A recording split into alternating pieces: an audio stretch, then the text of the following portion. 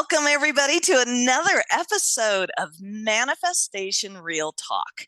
And I'm going to tell you the one thing about Manifestation Real Talk is I'm not going to bother doing an episode if it's not going to light me up. This is all about me for me. So if it's not like going to be like a concert or something where I'm like, oh my God, I can't wait. I won't bother. I just will not bother. And obviously I just scared my guest away.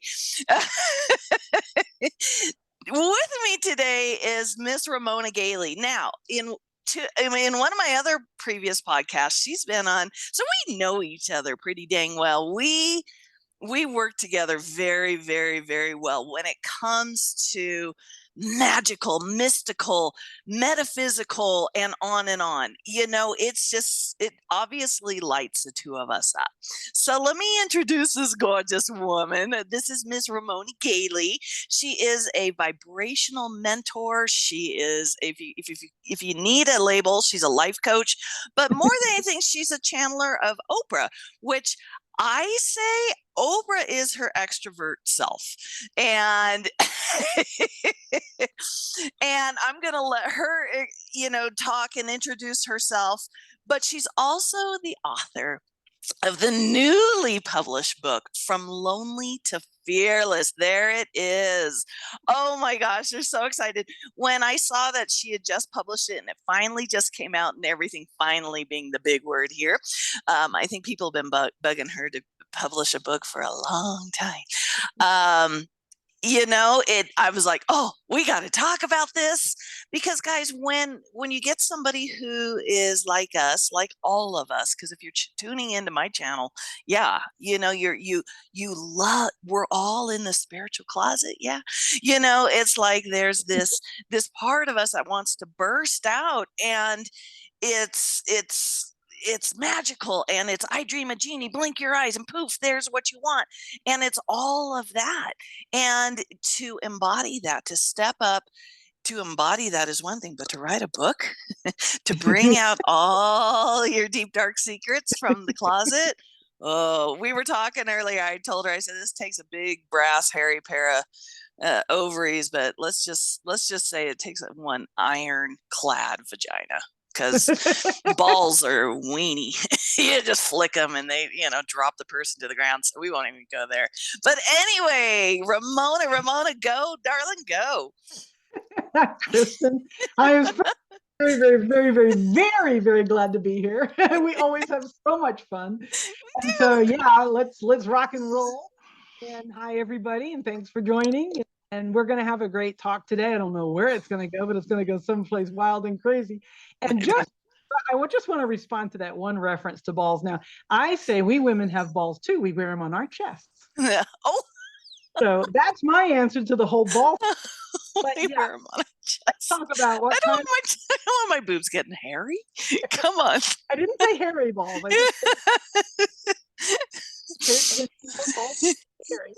Yeah. I mean, nothing needs to be hairy, really, if you think about it. So, so let's talk about it. I've been telling everybody these days, what do you do? I say, I sell speed. And I like that. I sell speed. What kind of speed do you sell? Well, I sell spiritual speed is what I sell. And it's like she sells seashells down by the seashore. She sells spiritual speed. Can you say that 3 times fast?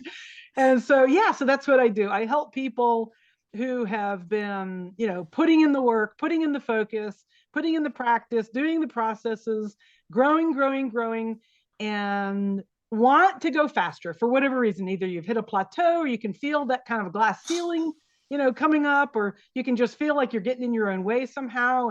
And there's a whole nother level of skills above the first skills that we learn when we're first coming out of, in my case, suicide, and some people's cases, depression or grief. Mine was grief and suicide, and or suicidal grief. I don't know how you call that, but anyway, you know what I'm saying. So yeah, when we first come out of the black mire and start finding, the sunlight above the clouds, it's fantastic, it's phenomenal, it's wonderful. And there's another whole set of skills waiting to be developed after that. And so that's what I do. I sell speed. I love that. I do too. Because it is like that. Man, when you get those epiphanies or Yeah. you just get that sudden clarity, Yeah. it's like this whoosh on a roller coaster. And you Yeah. don't want it. And there's this instinctual grab, you know. Oh, Yes. wait, Yes. where'd it go? It goes Yes. right through your Yes. We call fingers. that attachment. We learn how to release attachment. It's like the number one game, right? Yeah. And that's wonderful because it's true that about the attachment, because we do want to latch on because we can't see the amazing thing that's even way better than that's right Yeah. behind it. So Yeah. but it's got to go. Yeah. And we it's can get afraid right that we're open. backsliding. It can really, that attachment really can do a number on our heads as we see the promised land or the golden ring or whatever you want to call it. And we go to grasp for it. We try to hold on to it and prevent it from slipping through our fingers. It's a whole different set of skills at this game. I mean, it's a higher level game. And it's not one that very many people are teaching that I know of. And so, yeah, absolutely. Let's do it. Let's go for it. Let's do it. Let's Let's get do it. into it.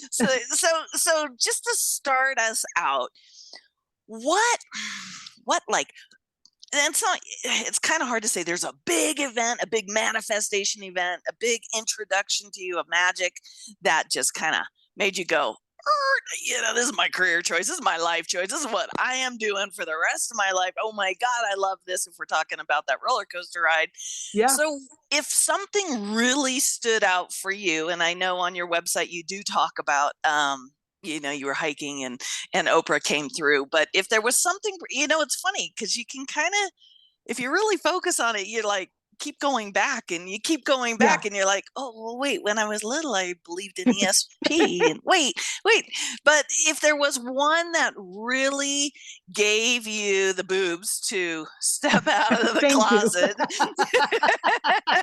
I love it. I'm stealing that totally. Totally. Totally stealing that. What was it? Well, I don't have to go back that far. I can just go right back to that moment when my life partner had just passed away. I was Grief doesn't even begin to describe the drama that I was putting myself through. I mean, it was very dramatic. And I was preparing to take myself out. I saw no reason to stay. I was very serious. I didn't tell a soul about it. I was just going to do it. And the phone rang. And it was Lordella. It was Betty's best friend, Lordella. And Lordella said things like, oh, you've got to stop thinking like that right now. And I didn't know how to. So she introduced me to Abraham Hicks. And that was just a massive turning point for me.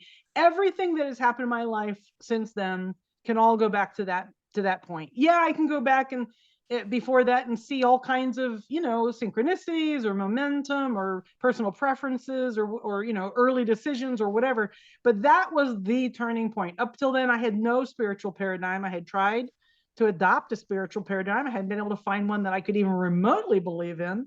I just couldn't do it. I mean, I tried to force myself. I couldn't do it. And then in this moment of utter life-threatening vulnerability, in came this tidal wave of new information and new sensations and new understandings and new connections that just felt so good you could not deny it. And so that's it. That's it. October 2014. That was my turning point. And so no, it wasn't a profession yet. That all evolved. But when I started listening to Abraham Hicks, I heard them say very clearly, Esther is so good at this because she loved the feeling of meditation from the very beginning. We started speaking to her from the very beginning. She was living life happily ever after. She had just married this wealthy businessman who was totally enamored with her. She had the life of Riley ahead of her. She had everything to live for and no strong opinions, no strong resistance. And so she was the perfect vessel and continues to be the perfect vessel. And I remember thinking, well, that's not me because I'm not living, I'm just barely surviving here. And I've got all kinds of strong opinions. And so I just knew that I would never be, like Esther Hicks for whatever reason. So what changed that? Like you said, the walk in the woods with my friend Shannon and her sharing what was going on with her and me just having this sudden realization. It wasn't a decision. It was just a knowing. It was just like, like coming around the bend and seeing a waterfall and just knowing that this is like one of the most beautiful things you've ever seen. It was kind of like that. It was just like, wow, I'm going to do that. I'm doing, that's me. You know, I don't know what that means exactly. I'm not questioning it. It's just such a knowing. And it took another week for it to fully unfold, to get started. You know, it took Bob and Flora especially. Flora kept saying, will you do it for us? Because I'd stated my intention that weekend that I was going to be doing that, but nothing more. You know, it was just a knowing. It was just a conversation between friends. And so then when I saw them the next weekend, and she was like, will you do it for us? And I was like, sure, yeah, yeah. And then, you know, we had dinner and then we all went to bed and we had the chainsaw party. That's a big, long story. And she said, will you do it for us? And yeah, yeah, sure. Will you do it for us? Yeah, yeah, sure. How about right now? Ooh, put you on the Right spot. now? So that's how it all got started. And it just, I knew things that there were no way for me to know it. I didn't necessarily know how to put it into words yet.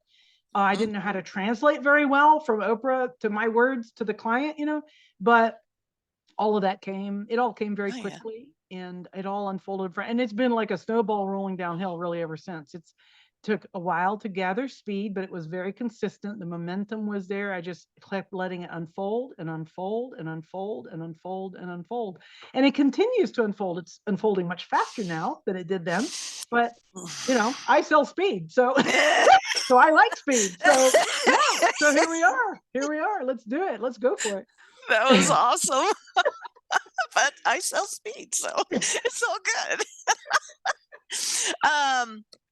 So how did you come across Abraham and Esther Hicks? Lordella, that when Lordella called Yeah. that day, she said, have you ever heard of Abraham Hicks? I said, no, is that a disease? I was thinking Braxton Hicks, right? I didn't know what it was. I had never heard of it before in my life. Some people think so. I don't know. So some people think it's a cult. Those of us who are in the know otherwise. And that's it. We don't even need to tell anybody that they're wrong. Go ahead, believe that. And so, I mean, the people on the cruise ships, I've been on 7 Abraham cruises. The people on the cruise ships are convinced we're a cult by the end of the first day because we're all walking around with little, you know, badges. One fun And cult. oh my gosh, you know, they can tell. We're like, hey, how's it going? And we'll visit for 5 minutes as if we are the Tell the longest Abrahamers. lost friends. And then you say, oh, by the way, what's your name and where are you from? And anybody who's listening to that conversation, like on the elevators, this is typically where this happens. They're all like, you know, they're enjoying the remote reunion, like the sudden reunion of people. And then we say, wait a minute, where are you from? And they're like, Wait, you don't know each other? we don't even know each other. Like, how does that work? And so, yeah, they think we're a cult. But yeah, that's how I mean, she sent me a box of CDs that she had. She'd been on Abraham's twice a month subscription thing for like 25 years, ever since they started it. And Wow. so, and she always gives away her CDs once she's finished with them. She listens and listens and listens, and then she would give them away as a way of kind of spreading the word. And this one box of 2 years, for some reason, she never could give away. Every time she tried to give it away, nobody would take it, or she'd get sick, or she'd lose it. You know, it's stuck in the back of a closet. So when we're talking, she says, I've got just the thing. I'll send it to you. I've got a box of CDs, and go and get these 2 books. And she kind of gave me the overall, the cork floating thing, like the original, you know, like thing. And I was like, okay, that makes sense. I'm going to look into this. And so I went to the library to get these books because they were there on the shelf.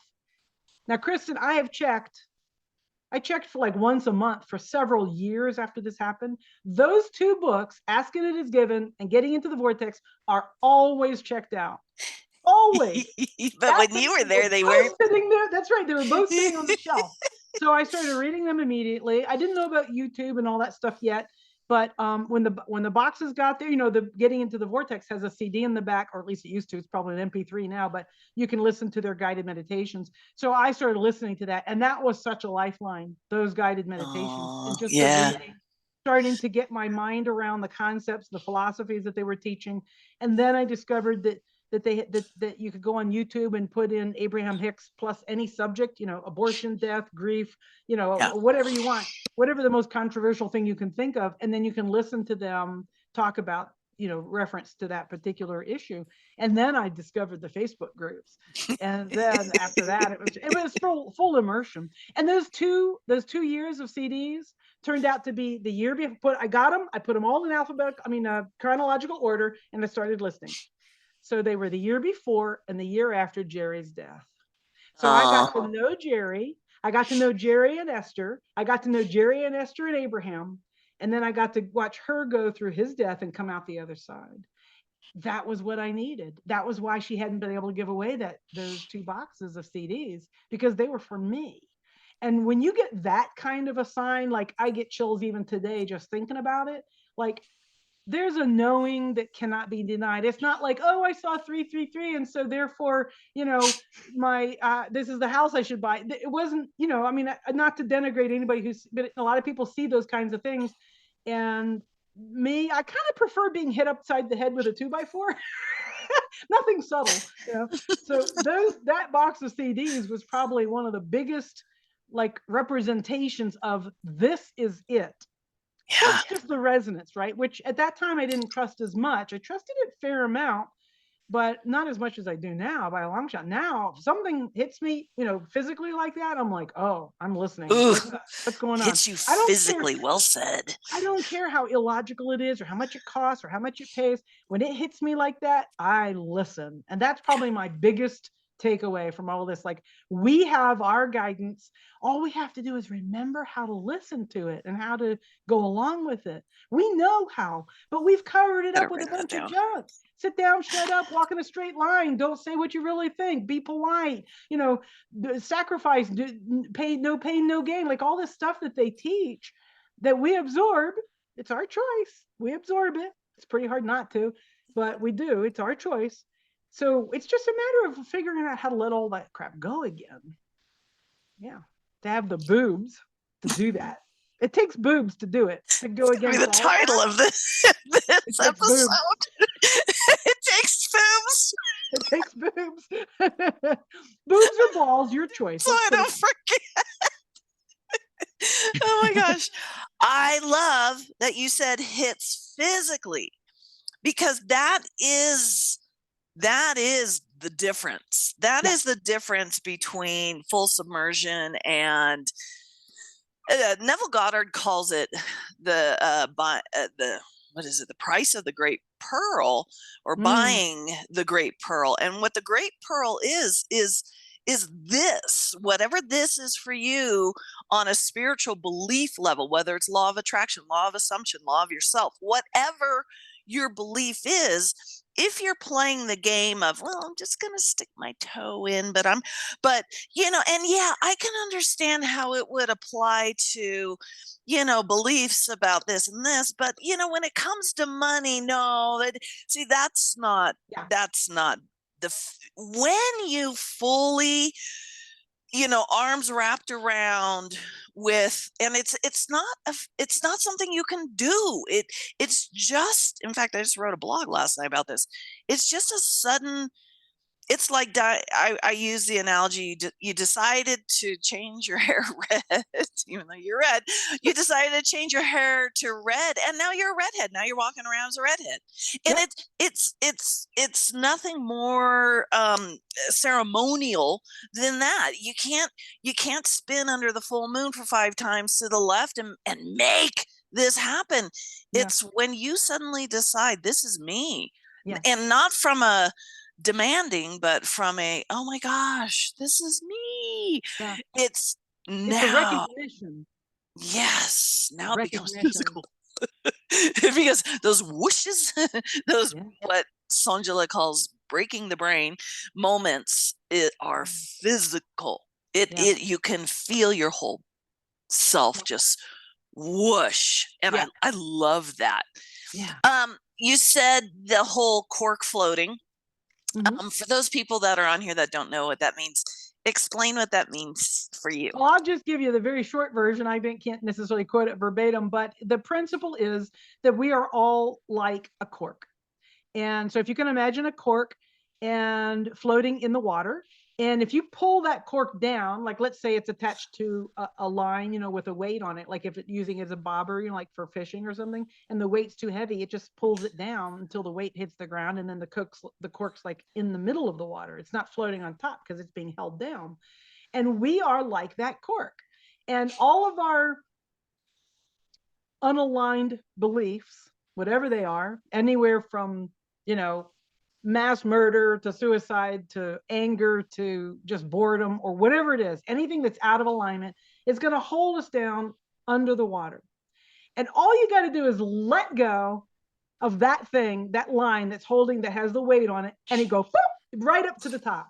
We don't have to like claw our way to the top. We don't have to be able to swim. We don't have to have scuba diver, fins on or anything like that. We just go boop, just like that, right to where we're supposed to be, where we were meant to be, where we are naturally, where our non-physical parts of ourselves stay.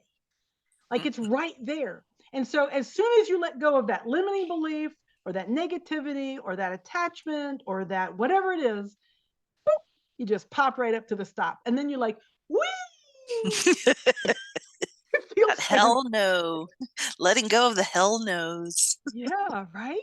So that's what it means. It's just, it's a great analogy. They've moved away from it, sometime in the past, and they've tried lots of other analogies, and analogies are really great because one will speak to one person and a completely different one will speak to a different person. And so, but I think that's one of their most successful. It certainly worked for me. It impacted for me. It gave me a really simple way of understanding. So all I have to do is stop working against myself and I will succeed and I'll be happy. Yes. Okay. Yeah. All right. Yeah. Now I have a goal. Now I have a target. Now I have some things I can do. I can focus on. I can accomplish. I can grow and achieve and prove.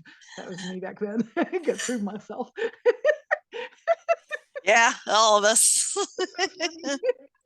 Yeah. I love that you're thinking about that version of you and you're like giggling. Oh, I love her. She was such a, earnest, Bless her hardworking heart. person. Bless her heart. Oh my goodness. Yeah, bless She her tries so heart. hard. You know what? When you were talking about suicide, if people are listening to this on the podcast, you were not watching it on YouTube, I was getting the biggest shit-eating grin because for me, suicide is death. It is the death of that version of you. And it was so cool because you were explaining the new person you were and all the new thoughts and the new feelings and I'm like, well, of course you were born, it is. And for me, I'll tell you, I should really just become a professional about death because I've interacted with death 3 times. And if you, the interview I did on Dearly Not So Departed with Janet Anderton, I explained all this, but and Abraham talks about when you die all the time, or you walk out of that bedroom and you walk into this living room, that's a death of the version of you that was in the bedroom. And she talks about, I was at a seminar and somebody was asking about death and she said, when you guys leave this auditorium, you're not going to look back all longingly to go, but you guys are on to your next fun thing you're going to do. This is our fun for 3 hours, and now you're going to go do something else. You're probably all going to go get lunch or something. And it's like, there's no part of you that's like looking longingly back at your seat, stopping in the doorway and looking back at this stage. She's just like, you guys are just on. And she goes, that's death, that's death, that's death. And a lot of us take that as metaphorically, that's death. But for me, it's like, no, that is death. And for those of us that literally attempt suicide on one level or another, whether it's fully physically attempting it and you failed, or just in your mind and you kind of drove off to a location and then you chickened out at the last moment, whatever, it doesn't matter. That still was the death that you just needed some kind of ceremonial situation. To let go. And there was a part of you that knew that you were never, ever, ever going to let go of all those limitations, limiting thoughts and everything. And hey, you're going to need a good swift kick in the ass. And this is going to do it. Or maybe that's just who we were in that moment or whatever. But I love that you just, ta-da, a whole new flower bloomed out of that entire situation. And what was also very significant to me is that your partner at the time passed. And that is also a death. That is also the death of you, that part of you. And it's very gut wrenching. It can be. And it's like, but yeah, who you are coming out of that, it's like a brand new baby. It doesn't know Absolutely. what to do. It's helpless. It's like, I'm just a Except blob. that it knows a lot more than the adults all around it. Yeah, exactly. Right? Right. Every baby knows exactly what it My wants. I'm tired, grandbaby. I'm hungry, get off Yeah. me, get on me, touch me, don't touch me. Like every baby knows exactly what they want. Yep. And so It's they are like, the greatest teachers in the world. aren't they the, I know we can go down that rabbit hole. But let's talk about the suicide if you feel like it in the book, and how all that, because I honestly believe every single human being has considered suicide one way or another. I'll have a couple of people go, "Oh, not me, not me," and I'm like, "Yeah, right. That's cool." There was a time I would never admit to it either, but I really truly believe we all get to a point where we're like, I cannot. Every part of me knows that suffering is useless. Is fucking useless. And you're just like, this is done. I'm just gonna leap off the the high dive. Yeah. Well, it's an uncomfortable place to be addicted to something that doesn't feel good. Yeah. And that's what we're talking about, right? If you have a limiting belief that is so strong that you're not enjoying anything, that's one hell of an addiction. And it doesn't feel good. It feels awful. And so, yeah, leaving is one of the choices. For me, leaving is always one of the choices. It's always going to be on the table from now on. I mean, that's just one of the major things I learned is that being willing to let go, there's that attachment again, right? If you can let go of the attachment to the outcome and still be totally in touch with your own desires, your own preferences, then your cork will pop right immediately to the top of the water, and it doesn't matter what happens. Your circumstances, your conditions no longer matter because you're happy floating on. The floating is literally the representation in this case of enjoying, of being present in the moment, of actually feeling like I belong. That's the thing for me. I never felt like I belonged. Even long before Betty ever got sick or anything, I belonged with her, which is why it was so dramatic, a thing for me to have lost her. Where did she go? Oh my God, she's gone. Like I have to follow her and find her somehow. So that kind of attachment is never going to feel good. It doesn't matter what you're attached to. If you're attached to your own illness, if you're attached to your parents, if you're attached to your kids, you're attached to your spouse, you're attached to your work, you're attached to money. It doesn't matter what it is. It feels awful. And Yeah. when you're addicted to something that feels awful, you start looking for just about any way out. And there you are, there you have it. But it's so easy. It's so easy to get the skills to be able to discern between that yearning and the actual desire. The yearning you can jettison. That's what you're addicted to. The desire, that's the cork floating. You can just step right onto that cork and ride with it. Boom, just like that. It is so easy.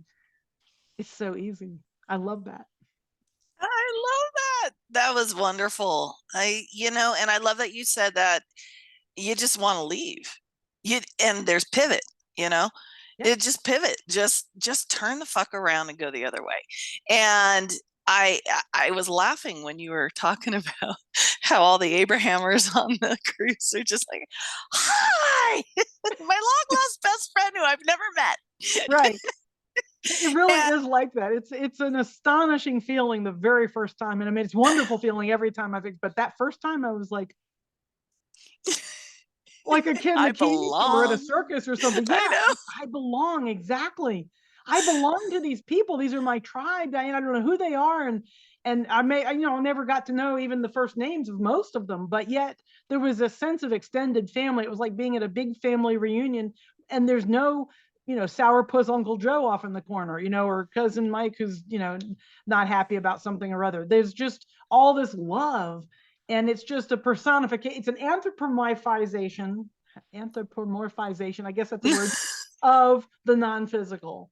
Because when you've got Ooh, more well than said. one person, like the two of us, right? We are anthropomorphizing right now the non-physical through our union of what's beyond our physical limitations, right? Of just allowing that to be here in the room with us in a tangible way. We are bringing it into the human form. And that's all we ever wanted to do when we came here. Let's go here. Let's have fun. Let's do all the challenges. It's kind of like, let's go to Disneyland and ride all the rides. Let's ride all the roller coasters. Let's ride the scariest ride they've got, because that's the level we're at and that's where the fun is. And then when the ride's over, we're like, time for dinner. Let's go. What do you want to eat? Okay, we can have anything we want. Let's do it. That's exactly what this whole life is. And when you know that, and you've got the skills to actually keep tapping into it over and over, because life's going to try to tell you something different. Your culture's going to try to tell you something different. Even your body's sometimes going to try to tell you something different. You're going to look in the mirror one day and see wrinkles or whatever. You're going to be like, ooh.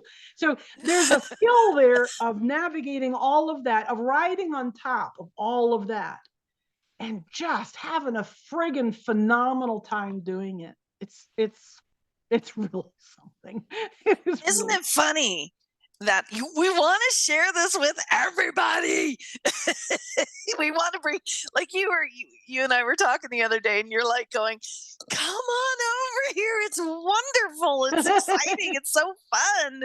Please trust me. Come on over." And you do. You get to where you're like, "Oh, this is it. This is all I want to do for the rest of my life." And it's so funny how you talked about that, that everybody at the is just in that state of, hi, oh my god, are we all so happy? And because every single person I've ever talked to, that is exactly what happened on their first Abraham seminar, Yeah. or cruise, or whatever they did. Their very first one, it was just like, and my girlfriend who lives in India, Abraham has never been to India, and they're just like, the closest she gets is Amsterdam. And so, they all zip to Amsterdam. And it's just this afterward, because it's a 2-day event. Mhm. After the event is over for that day, they have the after parties, Yeah. and Yeah. it's just like, yeah, everybody's just, hi, it's like, I didn't know you, but she was saying, you knew the Abrahamers.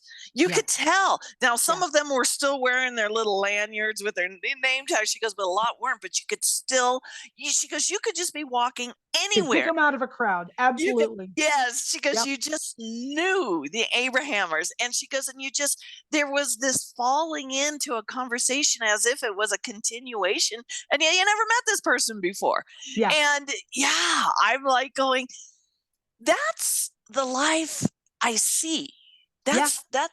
Yeah. Yeah. I just, even yesterday I was in the gym, and and we have a tiny little gym up here, and everybody knows everybody. So if a new person walks in, everybody knows. And pretty much everybody's got their head down. But me, Sure. I'm like, hi, what's your name? You And extrovert, you. I, I was thinking of you. Picking up And girls at the gym. I know, my girlfriend, she goes, God, you're so friendly. And I said, I Yeah. love people. I Yeah. love all people, because I know this is inside of everybody, whether they're there or not, or Yeah. wherever they are, doesn't matter. This is inside of them. And I'm always going to greet that version of them, no Yes. matter where they're at on their journey. Yeah. And I don't care who you are. Yeah. And that's why I love my podcast. That's why I'm all about, get me up on a stage in front of a whole ocean of that. Yeah. And yeah, I love that I love it, I love it, I love it. But we're kind of getting off topic here. Well, I want to get back on topic. So here's why I Okay, want to go. do it, or how I want to do it. So I want to make sure that for anybody who's listening, anybody who's an introvert or self-identifies as an introvert, however, whatever the PC way is to say that is, which I do. I self-identify as an introvert, borderline ambivert. I do have some extroverted sides to me, It just especially came with what out. I'm doing. Yeah, I'm certainly feel vibrant and extroverted with you, but in a large group of people that I don't know, my introvert side definitely emerges some. And so I just want to point out, for anybody who identifies as an introvert, or anybody who identifies as really wishing they had that kind of human connection. I'm going to call that feeling lonely. That's why I wrote the book, because what you're describing is a fearless existence, which you personify beautifully, magnificently. And that is available to everyone. You do not have to be an Yes. extrovert. You do not have to be some, the star of the show or the life of the party. You don't have to be assertive. You don't have to be loud or boisterous. You don't have to be even externally happy if you don't want to be. But they're still there. It's still there. And so this whole, from lonely to fearless, the fearless side, that's the living authentically that we all want. It has nothing to do with social activity. It has nothing to do with even travel. It has nothing to do with how big your smile is or how straight your teeth are or how much your eyes sparkle or how loquacious you are or how good you are at a public speaking or whether you're willing to be seen on video or camera or not. It has nothing to do with any of that. It's got to do with being really, really, really being who we truly are. Like I said, we know who we truly are when we're born, and then we start to forget. We start getting trained away from knowing who we are. And so when you make this trek from lonely, and I use lonely as a kind of a catch all term. I sat with it for quite a bit to decide, how do I describe the person who is seeking and feeling out of step. That's what it means, right? Feeling out of step. I've my vibration has risen to the point where none of my friends fit anymore. I can hardly go to a family get together. It's too painful. All of their mixed vibrations and wobbles and complaints and criticisms and politics and news and all this stuff. It's like chalk fingernails on a chalkboard or something. Like, it just feels so uncomfortable. It feels like it threatens my vibration, my Oh, happiness. So when we're in that spot, that can feel so frigging lonely. It's unbelievable. It's worse than the original lonely, because the unexamined life, the path of desperation, whatever you want to call it, there's a certain numbness that goes with that. But when you start emerging from that and you start really experiencing some of life's beauty, some of life's breakthroughs, some of the higher vibration, you start experiencing happiness, at least on a partial basis, an occasional basis. You get there, you want more, you want it all, you want to be pegged there, and you get attached to that loneliness. That is soul sucking. It's just really intense. And so the quest for like-minded, that is where is that's what I mean. That's where I sell the speed. That I will help you get connected to yourself very quickly. Now, there's a lot of skills that go on top of that, and those can take some time to acquire and all that. But that connection with self, it can be just like letting that cork float to the top of the water. That is the end of loneliness as we know it. Because when you're connected to self, you're always with you. You're always with like-minded. You're always supported and loved unconditionally.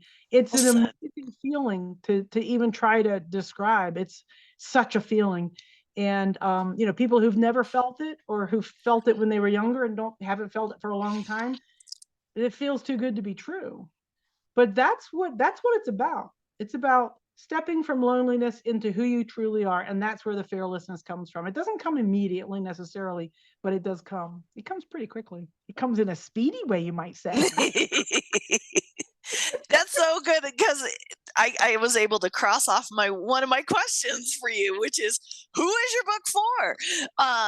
It's this book, Lonely to Fearless, is, it makes it sound like you're here and then you're here and then you're done. Mhm. And but I love that you said, as you get into your spiritual journey, you try and get around family or whatever, and it's just like nails on chalkboard. You can't, you're like, you try to find some excuse, either not to go or to be like, I'm out of here, I can't deal with this. And I know a lot of, and I am as an extrovert as they come, and yet I deal with the same thing. Of course. um and the closer the people are to you, the more that's where it's at, to the point to where and what I love is that self first comes in self first starts happening, to where it's like, no, it's not selfish, it's self first. It's the one being who's always by your side 24/7, who's always, always, always, always, always there, and will always be taking care of that version of you first and foremost. And it's you really, the cool thing is when you dive in here, a whole new world opens up that you couldn't see before. When you were playing with selfish and narcissistic and all of those things and believing that that was a thing, you couldn't see the world that's in here, this self first, whatever world is so enormous. And you start realizing that there is nobody out there that can be offended by you but you. You are the puppet master.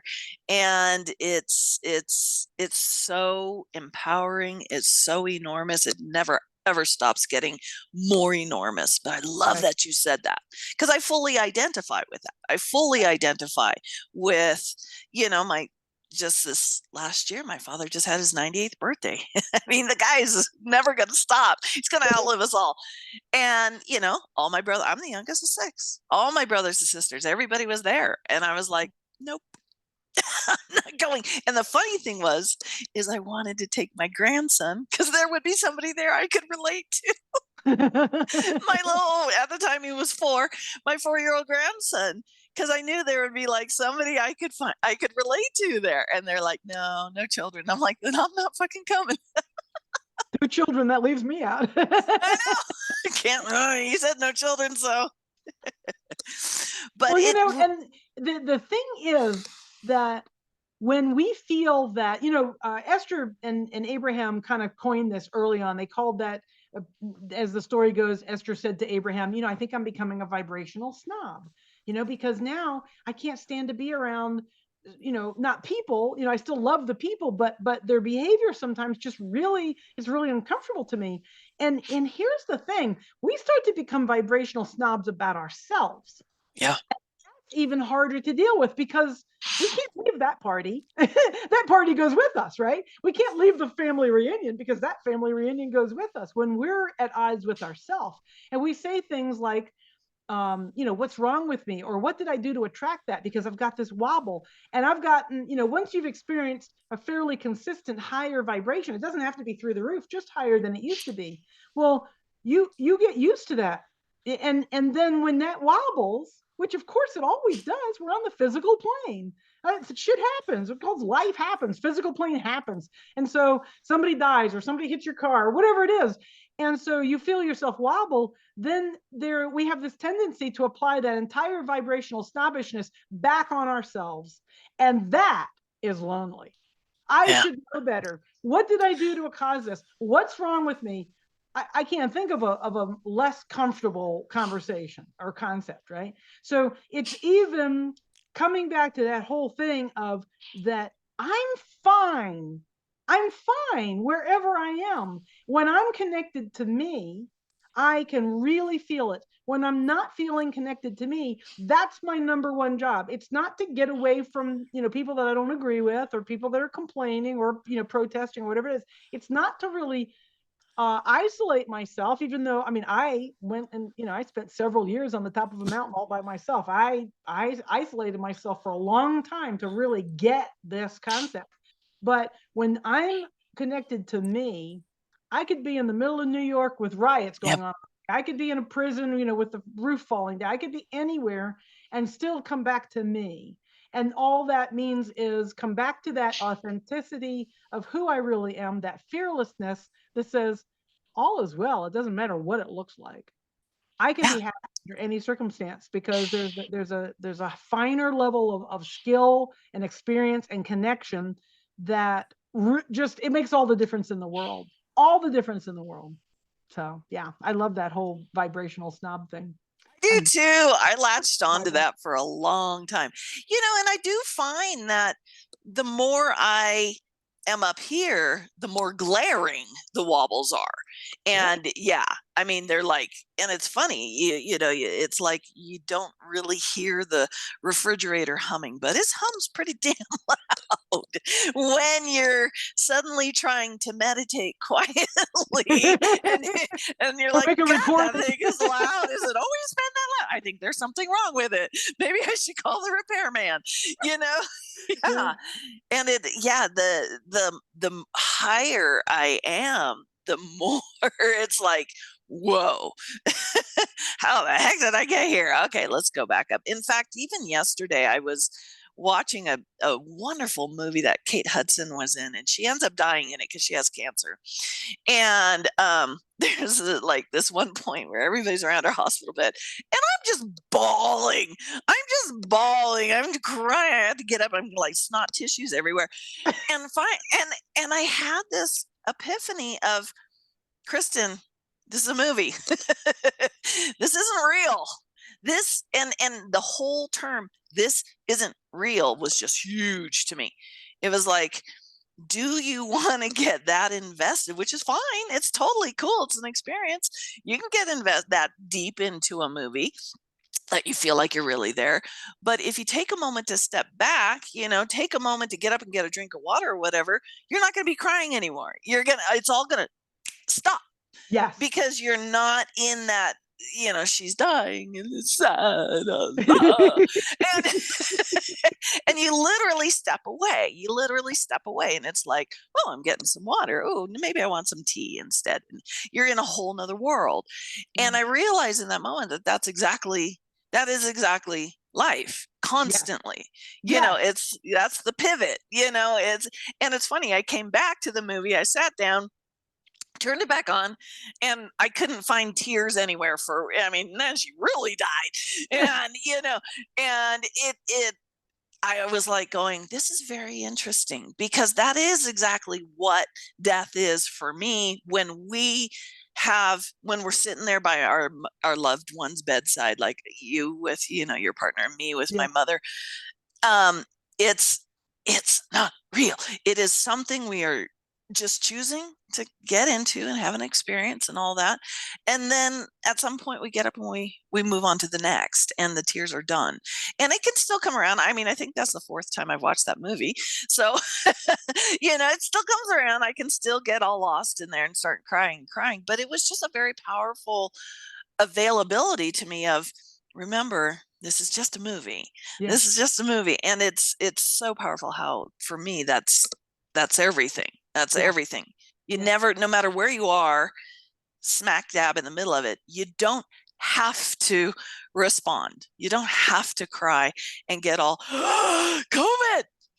And one of the things I loved the most was when the whole shutdown and the COVID was happening, there was an Abraham cruise in the middle of that.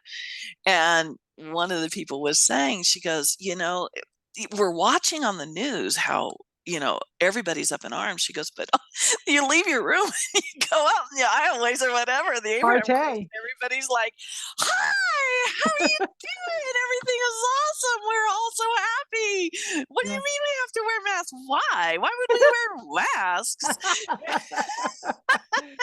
And yet nobody got COVID, because there was like a little microcosm there of people floating around in a separate little place, little isolation, where everybody just agreed to not have COVID, to have a good time instead. Yeah, perfect example. Yeah. And I'll tell you, there was I had done a video about it, and boy, did I get some backlash on that video.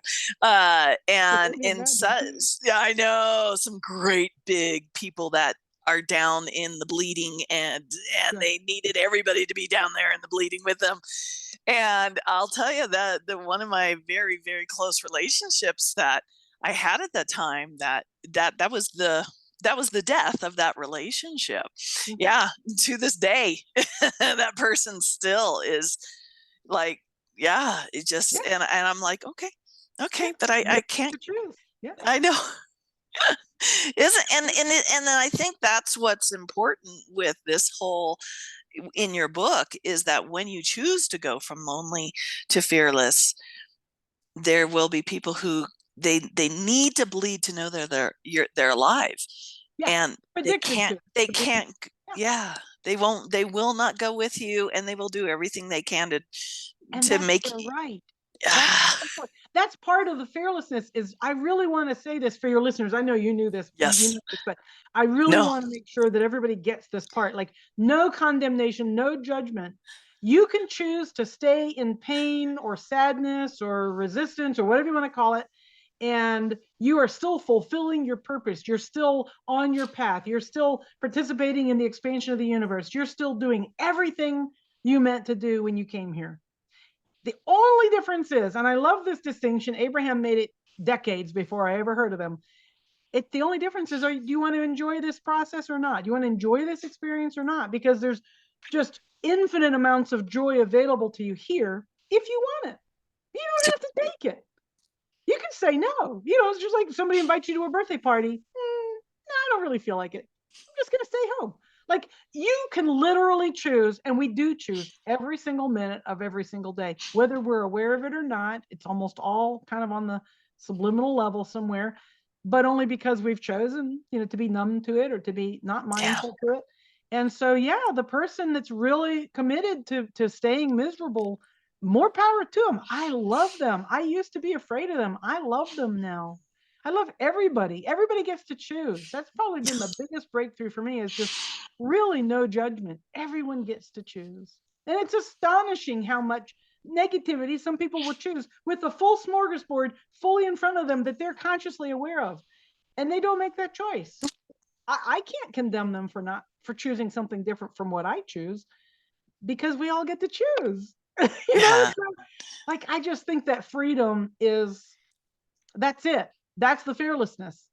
Stepping into your own freedom to really say, not just I'm allowed to choose the right thing. There's no such thing as a right thing. Exactly. How does it feel? What do you want?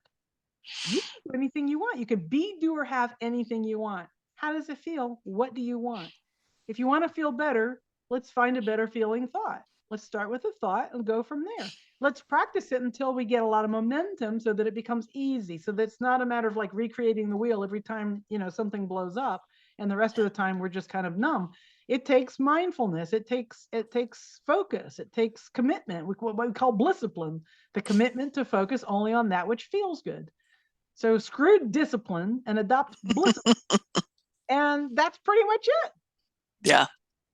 Well, and it's a But the lot of times there's effort there in the beginning, but there's a time where it becomes natural. You don't realize you're naturally pivoting to something, because that's just you. It's just who you naturally are. And my grandson, man, he can pivot like nobody's business.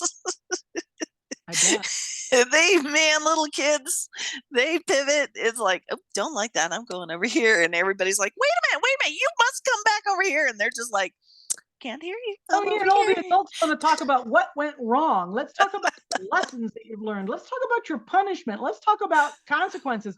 The kids know so much better. They're like, oh no, I already know not to do that again, because first of all, I don't want you on my case ever again. So I've already learned my lesson. I've already moved on like by miles, and you're still stuck in the mud here trying to pull me back with a rope or something. Like, oh my God, get off my case. And they're totally right. They are so right. So right. And that's the perfect analogy right there of when you move into fearlessness, and there are people who want to pull you back and say, no, we need to talk about this. It's like, you have at it. I'm going to go watch a movie that makes me cry.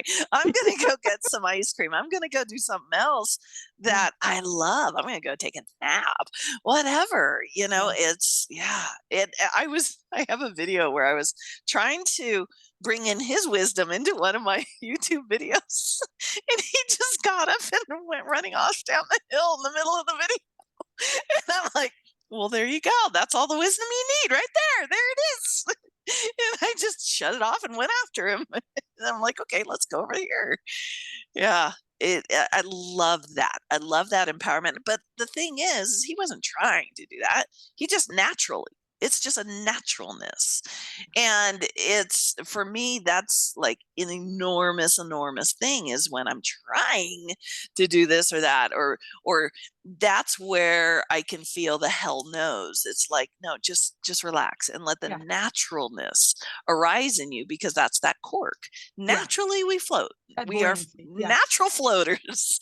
Yeah. And it's playing with hell knows that, and you can feel the trying to push that thing down, but it's trying to float. And there's all this, yeah, and I love that. I love that you're.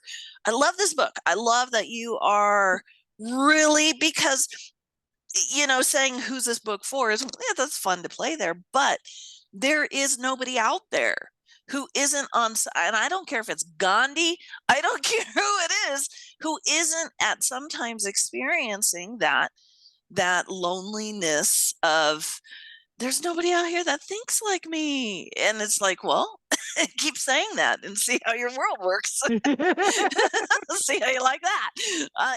And so I love that, because yes, this book is short and sweet, and it is for everybody. There is something in here for everybody. And like I said, you talk about suicide, and yeah, everybody has a moment of, I don't see a path. This is the only path of least resistance for me. This is the only path Right. available. And I do know that the couple times that I interacted with suicide, there was no if, and, or buts. There was no other option. There Right. wasn't any stop and let's think about this. Let's talk about this. You are so laser focused in, let's get this done so I can go take care of getting out of here. Right. I just, and they're just, a friend of mine had literally attempted suicide, and we were all at work, and I just was very aware that there was something way off. And she just, you could tell she was just trying to hurry up and get her tasks done, because she had an agenda for that day, and it was to go kill herself. And that you could just see it. You could just see this. And we were in the process of getting ready to do a surgery, and I was prepping the patient. And she comes in, and she just peeked in, and she goes, "Just tell my kids I love them." And I'm like, "Oh, wait, where are you going? We still need this and this and this done." And she just walked. There was no responding to you. Right. And I told one of the nurses, I'm like, "Go stop her, go stop her, go stop her." And she's like, "Why? Why?" And I'm like, "Just trust me, go stop her right now." And nobody was getting it. Yeah. And sure enough, she got in her car and she went and drove off a cliff, and she Wow. didn't kill herself, but she came close. And the few times that I was in a suicide state, I recognize that. You're just like, just hurry up and get this done, because I have an agenda. Yeah. And it's to be done, because I cannot play in these hell no's anymore. I can't. Right. I can't. I can't. I can't. It's And too this is the painful. only, yeah, yeah. There's just no other way around it. Yeah. And the thing for me now is, I see suicide from that perspective. It's not a death. It's not, oh my God, you would kill yourself. That's horrible, blah, blah, blah. I can't, yeah, no, it's none of that. It's like, congratulations. Congratulations for finally getting to that point and Yes. being willing to go up to the next level of caterpillar to butterfly. Right. And to And understand that the suicide you seek is not actually the one of the organic matter. If you think about it, it's yeah, about the identity that sucks. It's painful. yes, It hasn't worked. It's all balled up in resistance and attachment and need and desperation or whatever it is. The unlove, the out of alignment. And as soon as you're willing to release everything, it's easy to say, okay, well, then rather than release everything, let's just release this part of it. yeah, Until then, releasing your main identity, it feels like death, right? If you're afraid of death, then you won't even consider it. But once you've considered death, you can say, okay, well, what if I just let this one part die? This part seems to be the problem. The rest of this isn't really a problem. I would maybe even enjoy that once this part was gone. And it happens in a nanosecond. You maybe not even aware of it. That yep, will to release the old identity all it takes. And Yeah. when that part falls off and you feel so much lighter, you feel that sense of relief, that release of unwanted, that your cork just floats naturally. Now, you may have more work to do. In fact, all of us do, in terms of focus. And because again, like as soon as you feel better, and you feel better for even like 2 days in a row, then you want to feel there from now on, but you don't have the skill yet. So you're wobbling, you're here, what here feels like now, but you're still down here and you're all over the place. You're every once in a while you pop up even to here. And pretty soon you've got this whole like balancing game going on. Well, how do I feel better? How do I feel better? How do I feel better? Now you're surfing the wave. Now you're riding with skill. Now you're, you know, just doing the love, doing the life, it's all great after that. Once you have done that in one way, it becomes easier and easier and easier to just release old identities, let them die. Just let them die. Let them commit suicide. Let them die, a natural death, whatever you want to call it. Kill them, murder them, whatever. Dig a 6-foot hole, throw them in, damn it. Cover them over with some concrete so those little zombies don't climb back out. Now that is hard work. It takes a lot of focus. It takes, some processing or whatever. It takes skill. And once you've got that skill, it starts to become automatic. Like it sounds like a lot of work to a lot of people at first, but like when I went on that photo safari in September, and I was off grid for a month, and I knew before I left that when I came back, I was going to be coming back a completely different person. I could choose to come back as a blank slate, and so that's what I chose. I said, okay, I'm coming back as a blank slate. When I come back to my life after being gone from it, literally off grid, not even any, internet or anything for 4 weeks, and I come back to this life, everything's going to be like kind of like laying on the floor. Every part of my life is going to be just laying around on the ground. And I can go around and say, oh, kind of like a thrift store, a garage sale, right? A yard sale. Like, oh, oh, look at that. I picked that up. Okay, yeah, I'll take that. That's a quarter. Okay. Look over there and there's 2 things over there I'd take, the rest of the stuff, no. Literally, Yeah. Literally, I knew ahead of time that's what I was going to do. When I came back, that's exactly what I did. And there's where the book came in, because in that vacuum of all that stuff just not being picked back up again, I was an open case. I was just an You can say open book if you want. book. And then that's how the book came through. I literally wrote the vast majority of the book in like 4 days. It's just like it just poured out of me. I wrote. I was staying with a friend at the time, and at one point she stuck her head and said, "Are you all right? What are you doing? You haven't been out of your room in hours and days or something." I was like, "I'm writing a book. Can't talk right now."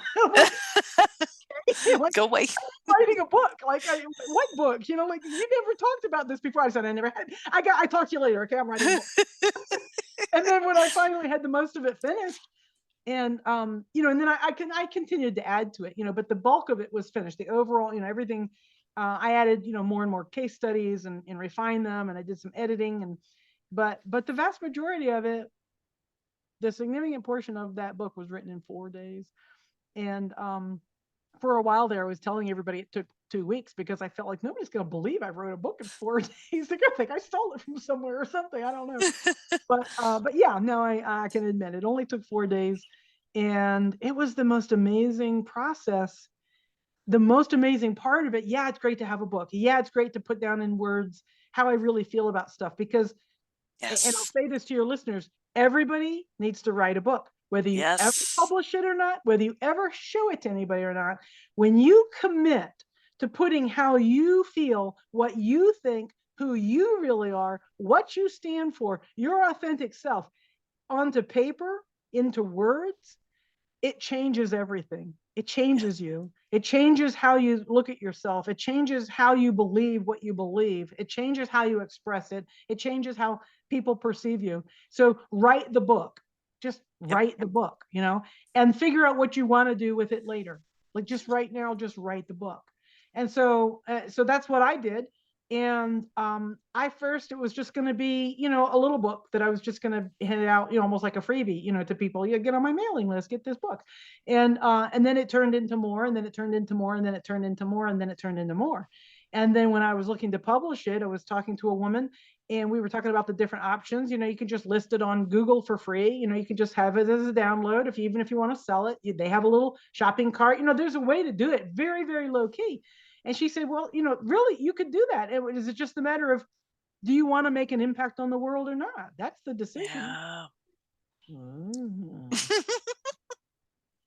I never thought of it that way, but there it is. Do I want to make an impact? Yes. I've always wanted to make an impact since I was very, very young, as far back as I can remember. I didn't think it was an option for me, just like the spiritual stuff, I didn't think it was an option for me until all of a sudden there it was. This opportunity, this golden, shining, beautiful, effervescent possibility sitting right there. All I had to do was reach out and take it for myself. It wasn't, clawing or, competing or paying or earning or proving or striving. It wasn't any of that. It was just like, yes, I'll take some of that. It's just like picking stuff up at the garage sale. Like, oh, there's a beautiful thing right there. That one's $1 instead of $0.25, but it's worth it. I love this thing. I'm going to cherish this thing for the rest of my life, such as make a big impact on the world. I think that's what we all want, whether we ever admit it or not. I really do believe, I've talked to so many people at this point, I really think we all know that spark within us, which may feel like the most faint little ember, that's barely hanging on, or it may feel like a raging bonfire and everything in between. But that's who we are. That's what we're here for. And the incredible, consummate satisfaction of bringing that to life and sharing and connecting in that way. I was at dinner last night with some really good friends. We have dinner every Friday night now. 2 of them are in different stages of reading the book. These are not Abrahamsters.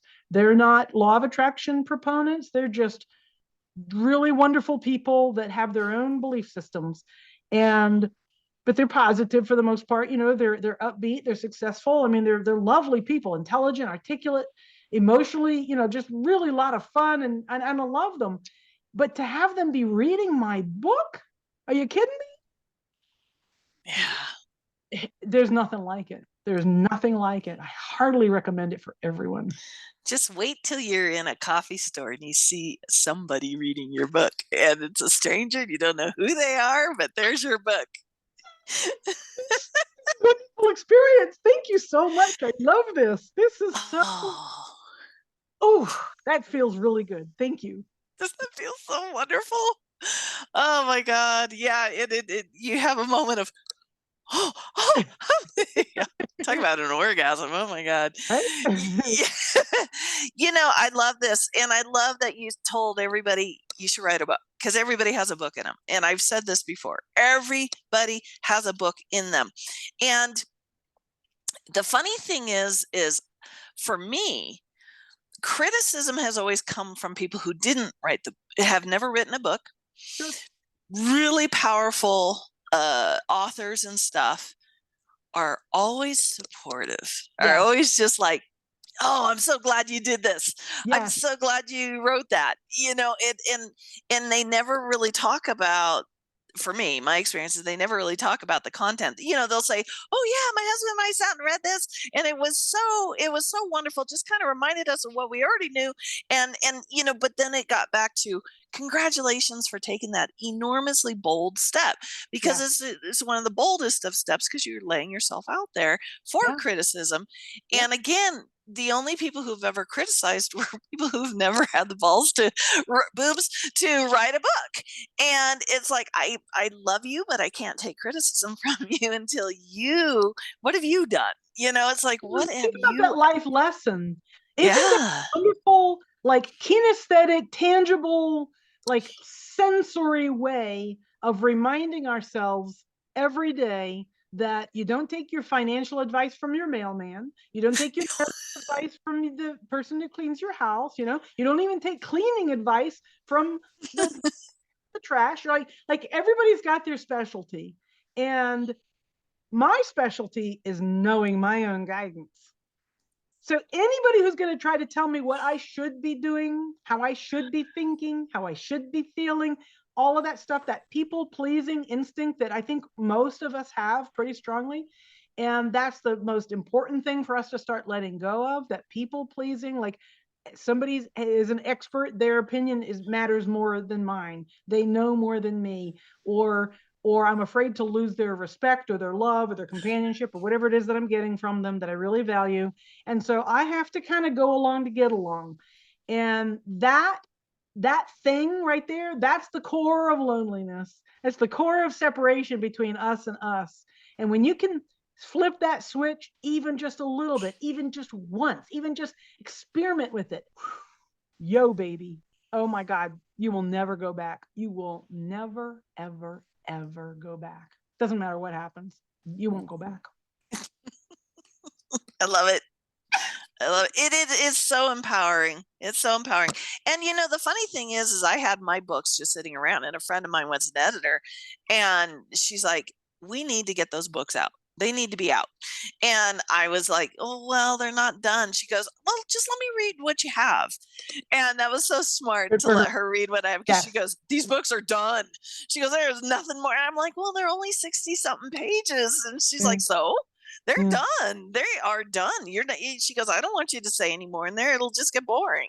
It'll Yeah. just be the same thing over and over and over." Oh, kind of like an Abraham Hicks seminar. It's like the juice is in the first 30 minutes. And then after that, it's just the same thing over and over and over. Actually, the juice is in the first 15 minutes when she just talks and isn't interacting with anybody. But it's like, yeah, just get the juice out, just get your own juice out. And that's why I love blogs, because blogs are Yes. fun. Yeah, you just Yeah. just go, just rant yourself. Let me see, is there anything, because I kind of wanted you to talk about at least two success stories that, because you have them in your book, and you have some success stories in there, and that for me, success stories are the juice. I love success stories. So if you have a couple that just really are like, oh my God, your sales point for anything. Well, so I've had clients that anywhere from someone who in their life literally almost nothing was going well. They hated their job, and they're in a very unhappy marriage, and not having anywhere near enough money. So their relationship, their career, and their wealth, and eventually their health was being dramatically negatively impacted. And that was their what is. And when you focus on what is, we call that what is itis. And so when this person first came in, there was a lot of what is itis. And it was challenging, very challenging for that person to break out of that what is itis, because it was felt all encompassing. There was only one thing going on. It was a child that was going on well in this person's life. And eventually, through this process, one thing, and then the next thing, and then the next thing, and then the next thing.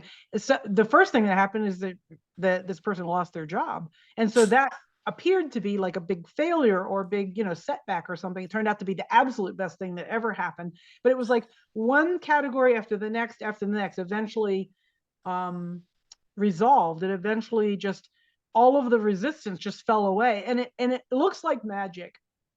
It looks like magic, and it's not. It's just a refocusing. It's just that cork that we've been talking about. It's just like letting it go and feeling it pop up to the top of the water and floating, right? And then feeling what that feels like to float around, right? And then the next thing, letting it go and floating up and coming up and going, wow, this is really great. And then the next thing, letting it go is like, wow, this is actually pretty easy. This isn't anything like I thought it was going to be. I thought it was going to be chop the wood, or saw, and construct, and it's none of that. It's just this, like over and over and over again.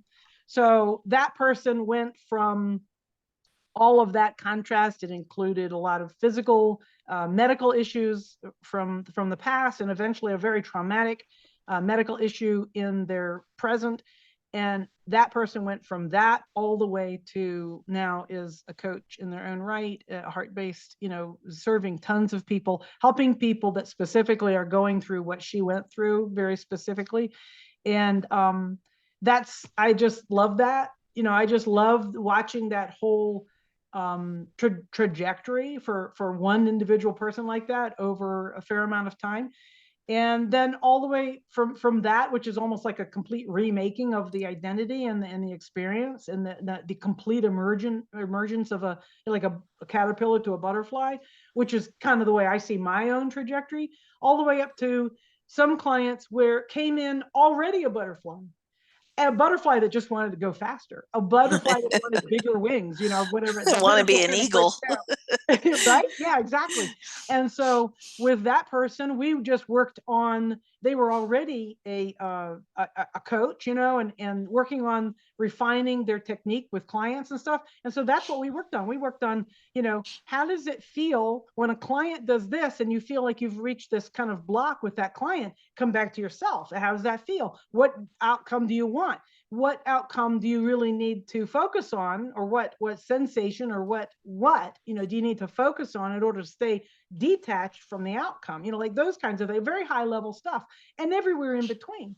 But everybody gets very quickly a sense of relief that comes from unconditional love. Now, most of us don't experience unconditional love past our childhood. I would say most of us.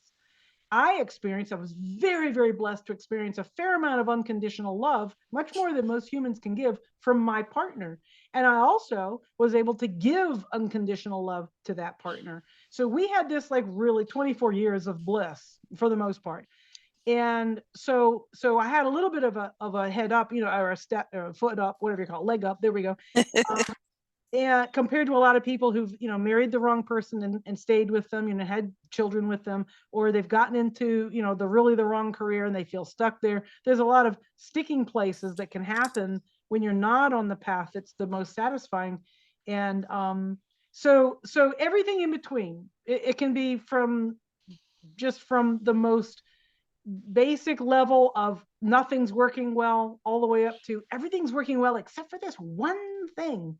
And then you find that one thing kind of changing. Okay, now that's better, but now this one thing. And again, that's that the symptom of our vibration consistently rising, especially when it comes up quickly, which it does. Like in my group, the vibration comes up very quickly, and then you're like, well, this thing that never used to bother me is now bugging the crap out of me. What do I do? Okay, now we've gotten rid of that. Now we're up here. Now this little tiny thing, I didn't even know it happened, but I can tell I've been doing it my whole life. And it's just driving me bananas. Like it just looms so large, or, I feel like I'm just stuck and stuck and stuck. Even though I can tell I'm doing much better than I was even a month ago, it feels horrible. What's up with that? Like, so everything in between, everything from the very base entry level to the most advanced, that's where all my case studies come from. I think I haven't actually counted them, but I'm going to guess about 20 case studies in the book. Nice. All slightly different, all reflecting different focus, initial focus, and different outcome for that person, because we all want different things. I mean, we all want to feel good, but in terms of how that's expressed, if you're an engineer and you love being an engineer, your outcome is going to be very different from somebody who wants to run a heart-based business, for example, or wants to, or has even a widget factory, but you want to do your marketing in a more heart-based way. Like there's all these nuances that each of us bring. It's just like that smorgasbord that we're always talking about. There's everything, infinite amounts of stuff on this buffet table. And as I look at it, it's just like going right back to that yard sale. What do I want to pick up? If I don't like that thing, I don't have to focus on it. War, famine, pestilence. I don't need to focus on that. Violence, pornography. I don't need to focus on that. I can focus on the things I do like: love, connection, support, encouragement, high vibing, generosity, kindness, joyfulness, fun, play, humor, all this great stuff. That's the option that's just sitting right there. I get to choose. Oprah's famous, right? You choose, like their byline, you choose. And clients get like, okay, but I'm trying to, but how? Okay, great. Let's talk about that. But it all comes down to your choice, my choice, our choice. Everyone gets to choose. I love that. Well, like your background is just wonderful, but for some people, they'd rather be seeing a city, Yeah. or a beach. Yeah, it's you choose. Only you know what lights you up. Only you know what makes you you. Yeah. Yeah. And Oh, the only reason to not be willing to choose what lights you up is fear of what others will think of you, fear of yep. consequences. That's the only blockage. That's the only thing holding your cork under the water. You let go of that one thing, the cork floats, baby.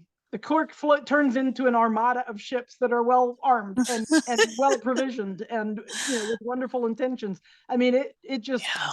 it's magic and it's a life changer. It's a game changer. Yeah. Yeah. Oh my gosh, yes. And it just doesn't stop there.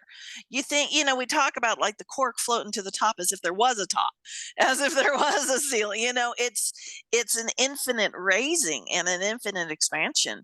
Yeah. And you just are constantly reborn into a whole new world that you never ever understood. It's like, we're both musically inclined, and there's a scale, and you get to the top of the scale and the bottom starts again, the lower, Yes. if you want to Perfect call enough. it. If Love it.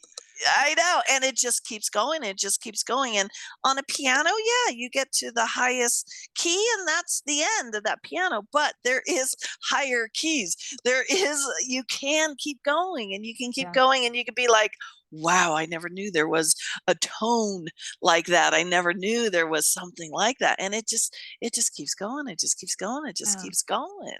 Yeah. And it's so, where I'm at to where I was 3 years ago or whatever is vastly different person. And so I'm always telling people, you will get to the other side of this. You always do. You Yeah. have never, you have never had a flat tire and died on the side of the road. You will, you, you will get to the other side of this drama, this worry. And that's when we were in COVID and everybody was just like, what? Freaking The out. Yeah. whole world is shut down. I'm like, well, maybe your world, but you will get to the other side of this. You're going to. Is there? It will be a memory at some point. Just trust me. And it's one of the most powerful tools for myself. Always is you're going to get to the other side of this. Just And the just only hang in there. question is how much you can enjoy it in the meantime. Yes, Because right yes, here, right now is all you have. If you're not yeah, enjoying right here, right now, then you're completely missing the boat, which is yes. totally your right. But there's no need for it. There's no No, need for it.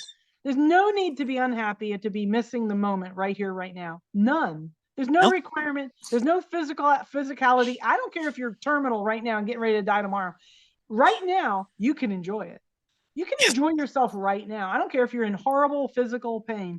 You can still enjoy it. I can show you exactly how to get beneath that pain so you don't feel it anymore. Like right here, right now has no pain. It has no pain. None. Nope. That's Yeah. I'm always asking people. They're fighting for their limitation. I'm like, is that happening right now? Is that horrible worst case scenario happening right now? No, it can't. It cannot enter the now. Fear, Right. worry, all those things. If you stop and focus on this now moment, you'll Yeah. see they can't enter. They cannot. This now moment, the very next blip moment, sure as heck can. You can have memories because they're going to manifest to support what you need to fight for. But Right. in this now moment, none of that can enter. Well, And and I love this. I can't remember who said this, but it's a quote that I quote all the time. I can't remember who originally said it, but was it really a bad day or was it a bad 5 minutes that you milked all day? And I've that seen says it that too. all. That Yeah. says it all. You can even Yeah. say, was it a bad 5 minutes or was it a bad 2 seconds that you've milked for 5 minutes now? Like, how long do you want to milk it? Totally up to you. Your choice, your right, your privilege, your sovereign right to choose anything you want. But I ain't coming over there with you. No, sir. No, sir, baby. No. Well, Mm-mm. and it's that flat tire. Oh my God, I have a flat tire, blah, blah, blah, blah. Or you could be like, oh, I can't wait to see what's going to happen out of Right? this. Yeah, Adventure. Yeah, I road know. trip. Somebody's going to stop. I can't Yeah, wait to see who it is and, yeah, and yeah. how we hit it off and what's going to arise out of this. It might just be a good Samaritan and Yeah. you have a fantastic half hour of them fixing and you never ever see them again. Or it could be the next love of Or your it could life. just be You an never know. opportunity opportunity to focus on what are my resources right now. Like any challenge is, like, remember MacGyver? There was we used to say you could MacGyver it, which meant, MacGyver it. Yep. fix it with some duct tape and a bobby pin or whatever. And of course, there's all kinds of, technical and online and digital and stuff, but you still can MacGyver just about anything. And when you take a MacGyver attitude, like, okay, this is the situation. There's a bomb about to go off. I have a pair of wire snips and an instruction manual, but I've only got 30 seconds. What do I do? And so it's like this one of these escape room games, like it just becomes a way of focusing, kind of not forcing, but like encouraging this incredibly intense focus, which by itself is an incredible pleasure. Just incredible. Yeah. In my book, I'm not sure which book it is. I'm pretty sure it's Living from the Gush. I talk about how I had borrowed some snowshoes from a friend of mine because I wanted to go snowshoeing. And they're much bigger and much different than anything I was used to. But I put them on and I started heading out. And I got to a point where the snow was super deep and super soft. And my foot went all the way through up to my knee. And with big snowshoes on, you're screwed. Yeah. And I'm like, I was far enough away from everything that I couldn't yell for help. And I'm just like, oh my God, how do I do this? And then with the next step, same thing happened again. And I couldn't reach down and undo them because they're covered in snow. Sure. And so finally I got to a point to where I could get one of them up and I could balance and I could clean off the things. And I start trying to open them up to get my foot out. And I just ratcheted them tighter and tighter and tighter because I didn't know this ratchet system. And I'm like going, oh my God, now my foot's cut off from the blood flow. And I'm just like, okay, stop. Everybody stop. Let's stop. Okay, I need something to sit on so I can get these up. And I just reached out to whatever was out there. I just reached out. I said, okay, one of you non-physicals knows how to take care of this. Yeah. Somebody help me out here. And immediately I opened my eyes and there was a fence. Where were they? So I just went over to the fence, sat on the fence, got them up. And it's like my hand was moving on its own. Just reached down, flipped this one little thing I didn't even know was there. Pop, they popped right off. And I'm like, thank you. Yeah. Thank you. Thank you. Thank you. Thank oh my gosh. This now is the stuff that movies are made of. Yeah. This is what movies are made of. We know this. We know that once you stop the struggle and surrender in some way or another, that help is immediately available, beautifully available, magnificently available. And in that moment is where we join us and us, me and me, you and you. This is where we join with all that is. Yeah. Perfectly said. And man, in fact, I think we should end on that because that was perfectly said. You and you, you and you, you and the capital Y, capital O, capital U. Yeah. Yeah. Yeah. Love it. Love it. Oh my gosh. Is there anything you want to say before we go? Oh, to your listeners, let's see. I want to say it doesn't matter where you are. It can get better immediately. I want everybody to know that. That sounds like a line maybe or something, but it's true. I've proven it. All of my clients have experienced it and proven it. Yeah. And there's remedy available to you no matter how bad it feels right now. And that's what I want everybody to know. It's called spiritual speed. Yes. Spiritual speed. That's what it's called. Oh, yeah. Guys, I will have all of Ramona's information down below. You can find her very easily, ramonagaley.com. And there's her wonderful books, From Lonely to Fearless. It's available on Amazon in paperback, and I'm not sure when this will come out, but it's on free order on the Kindle for I think it's April 26th. It's supposed to come out. All right. Thank you very much. And we'll see everybody on the next time. Thank you, Kristen. Yay!